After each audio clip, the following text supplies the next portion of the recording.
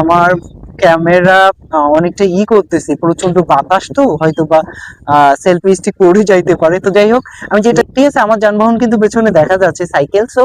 আপনারা সেই আসসালামু আলাইকুম, আশা করি সবাই ভালো আছেন এবং সুস্থ আছেন। আমি আজকে একটু ঘুরতে বাইর হয়েছিলাম এবং আজকের আসরের নামাজের পরে যে ওয়েদারটা দেখতেছি এখানে, আপনারা আশেপাশের আমার পেছনের যে গাছ আছে, খেজুর গাছ অথবা আশেপাশের যে গাছগুলো আছে, এইগুলো যদি লক্ষ্য করেন এবং যদি আপনারা খুব আরো একটু ভালোভাবে লক্ষ্য করেন, আমার পেছনের আকাশটা অনেক মেঘলা, হয়তোবা বৃষ্টি নামবে বা হয়তোবা বৃষ্টি নাও নামতে পারে, এরকম একটা ওয়েদার বিরাজ করতেছে এবং এখানে অনেক বাতাস আছে। মানে এত পরিমাণ বাতাস ভাই, আমি জানি আমার মাইক্রোফোনে আসলে নয়েজ ক্যান্সেল মুড অন করা আছে, দ্যাটস ওয়াই হয়তোবা আশেপাশের যে জিনিসটা, যে কথাগুলো বা বাতাসটা আপনারা ফিল করতে পারবেন না। বাট চেষ্টা করবেন, যখন একটু আপনি খুব একটু আপসেট ফিল করবেন, আপনি ফ্রেন্ড সার্কেল নিয়ে একটু চেষ্টা করেন ভাই, এই যে ওয়েদারটা ঘোরার সময় এখন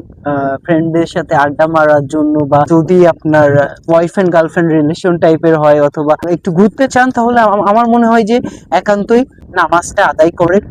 তারপরে আপনার যে যানবাহন আছে, ঠিক আছে, আমার যানবাহন কিন্তু পেছনে দেখা যাচ্ছে সাইকেল। সো আপনারা সেই যানবাহন নিয়ে একটা নির্দিষ্ট লোকেশনে, যে জায়গাটা থেকে আপনি প্রাকৃতিক যে জিনিসগুলো আছে, ঠিক আছে, ন্যাচারাল যে প্রিভিউটা আছে, সেইটা আপনি উপলব্ধি করতে পারবেন বা দেখতে পারবেন। আর যেহেতু এখন গ্রামীণ এলাকাতে ধান উঠানোর সিজন চলতেছে, আমি দেখাবো হয়তো পরের দিকে আপনাদেরকে। সো এই মুহূর্তে আমি অ্যাকচুয়ালি একটা জিনিস ইনফর্ম করার জন্য আজকের এই ভিডিওটা, সেটা হচ্ছে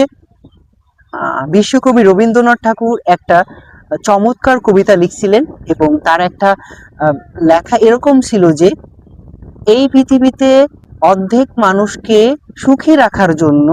আর এক অর্ধেক মানুষকে কষ্ট পাইতে হবে। আর এই যে দুই ধরনের মানুষকে নিয়ে এই পৃথিবী বা এই জগৎ বা এই সংসার। সো আমার মনে হয় যে এই কথাটার যথেষ্ট পরিমাণ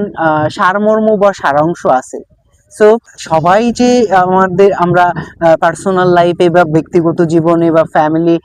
যাই বলেন না কেন, সোশ্যাল লাইফে বা ফ্রেন্ডশিপ যে রিলেশন, সেই টাইপের রিলেশনে আমরা যে ভালো থাকবো সব সময়, এটা কিন্তু না। নিজেকে ভালো রাখার অনেকগুলো ওয়ে আছে। সো এখনকার জেনারেশন যেটা করে বেসিক ভাবে, আমি যেটা লক্ষ্য করি, এখনকার জেনারেশন মেবি সো যাদের 2000 সালের পরের দিকে জন্ম বা 2001, 1999 এই টাইপের জেনারেশন যারা আছে, তারা যেটা করে, তারা অধিকাংশ সময় দেখি এখন ভাই, এটা বলতে গেলে নিজের কাছে আসলে খারাপ লাগে, তারপরেও শেয়ার করি, একান্ত ব্যক্তিগত মতামত যেটা দেখি আমি পার্সোনালি, সেই জিনিসটা আপনাদেরকে বলতেছি। সো আমার ক্যামেরা অনেকটা করতেছে, প্রচন্ড বাতাস তো হয়তো বা সেলফি স্টিক পড়ে যাইতে পারে। তো যাই হোক, আমি যেটা জানাতে চাচ্ছিলাম আপনাদেরকে, সেটা হচ্ছে যে এখনকার যে জেনারেশন আছে, তারা মূলত ফ্রি ফায়ার খেলে এবং তারা প্রচন্ড রকমের ওই যে তামাক জাতীয় পণ্য বা ধূমপান বলেন, এই যে আবার কিছু কিছু আছে সেন্সিটিভ, যে বড়ি টাইপের জিনিস আছে, যেগুলো প্রাইস মেবি 150 টাকা, 120 টাকা, এই টাইপের বড়ি খেয়ে বিভিন্ন রকমের ফোনে তারা ইয়ারবাডস ইউজ করে বা ইয়ারফোন দিয়ে এক জায়গায় বসে তারা ফ্রি ফায়ার খেলে। আমি আমার সময়ে ভাই, বিশ্বাস করেন, আমরা স্কুল শেষ করার পরে 3টা যখন বাজবে, যখন আমাদের টিউশনি শেষ হয়ে যাবে, ঠিক ওই মুহূর্ত আমরা স্কুলের বা কলেজের ব্যাগ ট্যাগ রেখে আমরা ফ্রেন্ড সার্কেলেরা মিলে সবাই মিলে সাইকেল বলে, অধিকাংশ সময় দেখা যায় তো যে আমরা এই জিনিসটা করতেছি যে